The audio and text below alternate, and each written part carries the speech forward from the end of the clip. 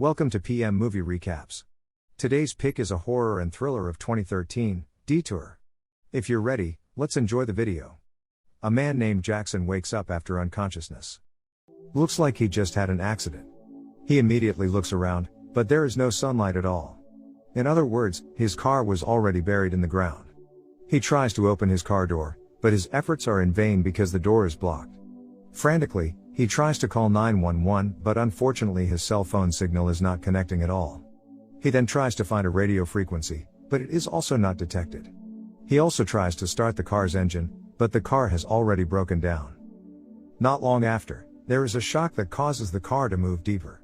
He thinks if there is a shock like this, then he is sure that he wasn't buried in the flat ground. He also records himself using his cell phone as a form of information, in case he cannot be saved later. Feeling pessimistic about the situation, he doesn't know what to do. He also hopes that the rescue team will soon find out about this incident. Currently, the clock is showing 1 p.m., indicating that there is still a chance he will be saved. He then tries to remember what happened as he is drawing his journey on the notebook. At first, everything was fine on the trip, but there was an incident that suddenly happened to him, causing his car to get buried underground. Then he realizes the sunroof has started to crack due to the enormous pressure of the ground. Obviously, that is not a good thing, especially since he can only stay in his car and cannot do anything. The air conditioner can only emit dust, making red ants enter the car through the hole.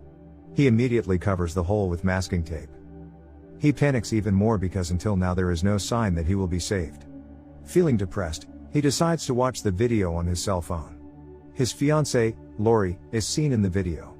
After that, he plans to sleep while conserving his cell phone battery. Long story short, he wakes up from his sleep and he realizes that it is already 9 p.m. He has been waiting underground for about 8 hours, but there is still no sign of help coming for him. Jack, who is starting to get short of breath, tries to find an opening so he can breathe freely. When he opens his car window, the dirt spills out and gets inside. The soil texture is also still wet and soft, indicating a mudslide. Meanwhile, the cracks in his sunroof are getting worse. He immediately patches the glass with the masking tape. He also uses a steering wheel lock to hold the mass off the ground. Fortunately, the way he does it is quite effective. He then unconsciously drinks the water until it runs out. He just realizes that it is the only water he currently has. He starts to pray at that time. When he finishes, he realizes that praying alone is not enough, but he has to do his best to get out of there. Suddenly, he gets an idea to check his luggage and find some useful things. He initially drinks the water dripping from the ground. Back then, he doesn't care whether the water is safe to drink or not. He then makes a small hole in the sunroof to hold the water in his empty bottle. It feels very bad as Jack has to pee in his own car. Soon, he takes some parts from his car seat to make some iron pipes.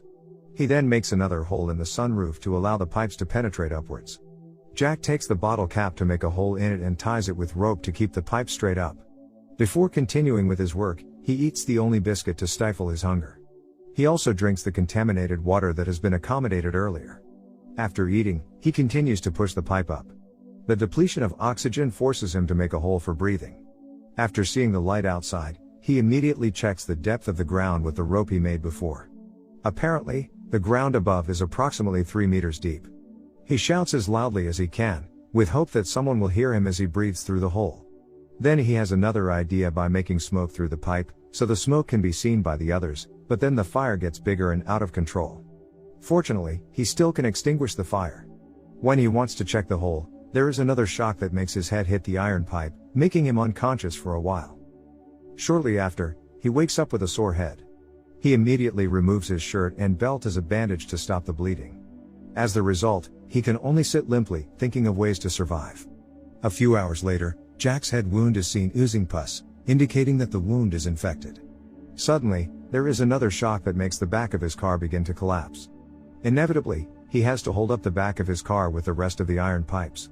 Jack, who feels very thirsty, has to drink his own urine. He then takes the car tires and plugs it into the pump hose to keep him breathing from the air inside the tire. In desperation, he decides to dig the ground above him to get out of the place. He also applies oil all over his body to keep it slippery when it penetrates the hard ground. This decision is made purposely by him to survive, even though he is not sure either. Furthermore, he immediately destroys the sunroof so the ground above it can descend into his car. While carrying the car tires to breathe, Jack slowly tries to dig up the ground. At some point, he he is finally able to stand on top of his car. On the other hand, the air in the car tires is getting thinner. But suddenly, for the umpteenth time, there is another shock that makes his whole body covered with dirt.